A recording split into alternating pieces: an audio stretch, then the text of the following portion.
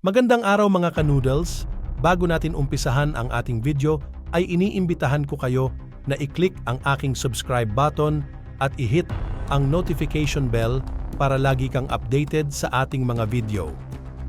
Bagong pagsabog ng pneumonia sa China, nagpapabahala sa mundo.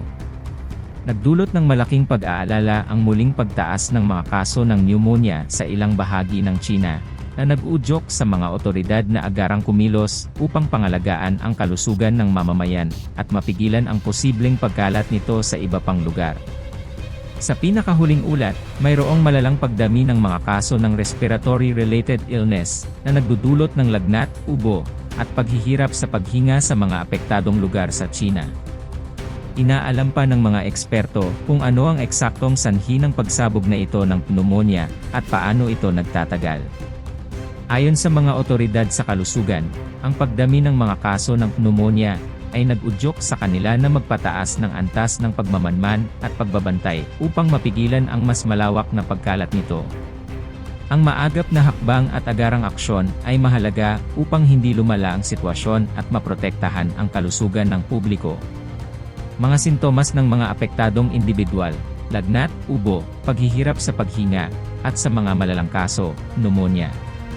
Inaalam pa ang tunay na sanhi ng pagsabog ng mga kaso ng pneumonia.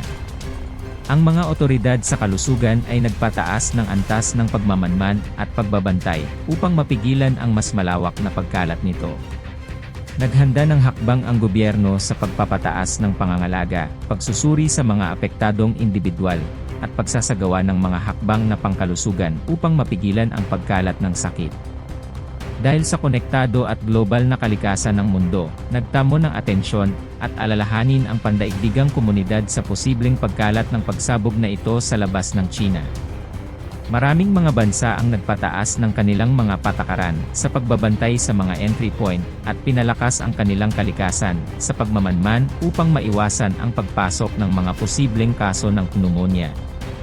Nananatili ang mataas na antas ng pagbabantay at ulat ng mga pag-aaral sa mga pangunahing sangay ng kalusugan, hindi lamang sa China, kundi pati na rin sa pandaigdigang antas.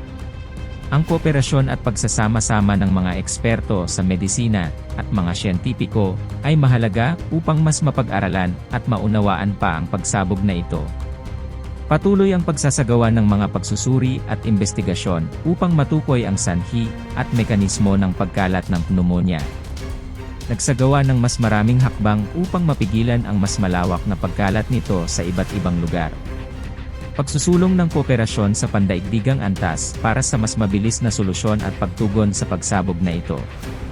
Ang sitwasyon ay patuloy na binabantayan, at ang mga aksyon ng mga otoridad sa kalusugan ay patuloy na binibigyang diin upang maprotektahan ang kalusugan ng mamamayan at masiguro ang kaligtasan ng pandaigdigang komunidad laban sa potensyal na panganib na dala ng pagsabog ng pneumonia sa China.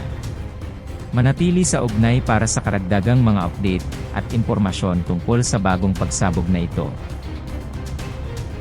Maraming salamat sa inyong panonood.